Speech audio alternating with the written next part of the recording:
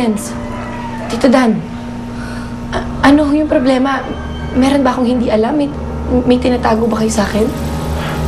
Vivian, mabuti pa mag-impake ka muna. Tito, mag-usap muna tayo sa labas. Halika.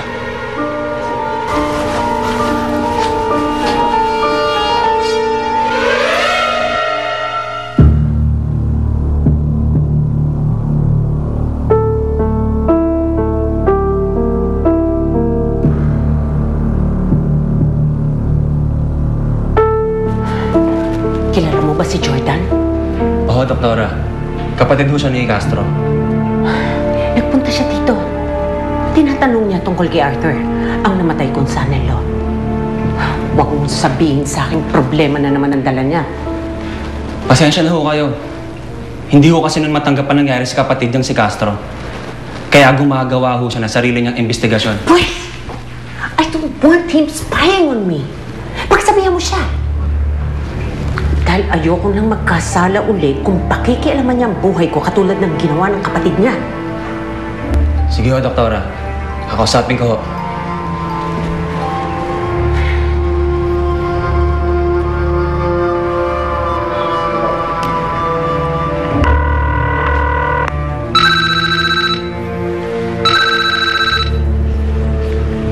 Hello? Hello, Jordan. Si SP Owen Valdez to. Oh, napatawag ka. Kamusta? May lead na ba sa kaso ng kapatid ko?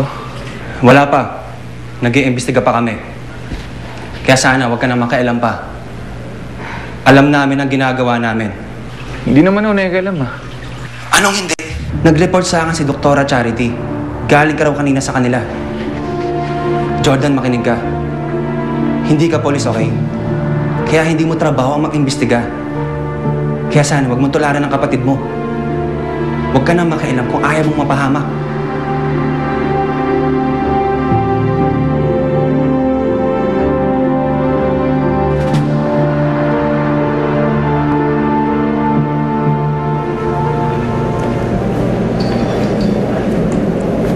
Oh, don't tell me.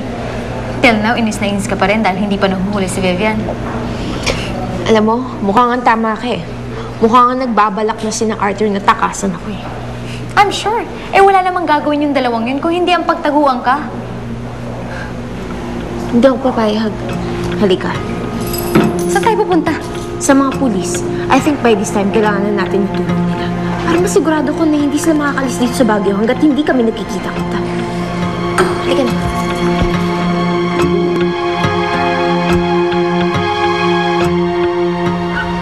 Dito na lang ho tayo mag-usap. Magsalita ka. Makikinig ako sa'yo. Ano ang gusto niyo malaman? Sino ka? Bakit nagpapanggap kang si Lawrence? Nasaan ang pamangkin ko? Alam kong hindi ikaw si Lawrence. Kung bakit kayong magkamukha, hindi ko alam. Pero ang alam ko, hindi ikaw siya. Nasaan ang pamangkin ko? Ano ginawa mo sa kanya? Ano nangyari sa kanya? Mahabang kwento ko sasabihin ko sa inyo lahat.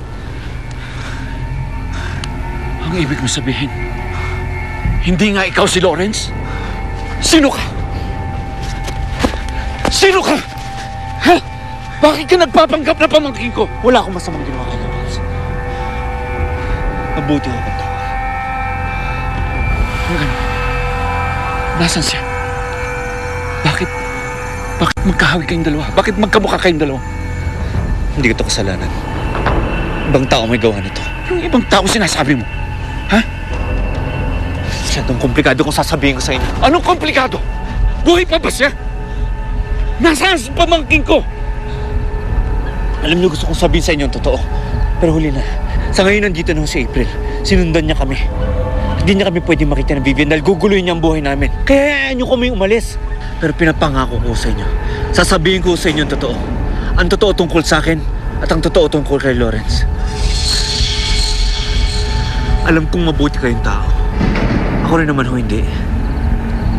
Wala akong masamang intensyon kay Vivian at kay Nico. Kaya nakikiusap ako sa inyo. Hayaan niyo kami umalis.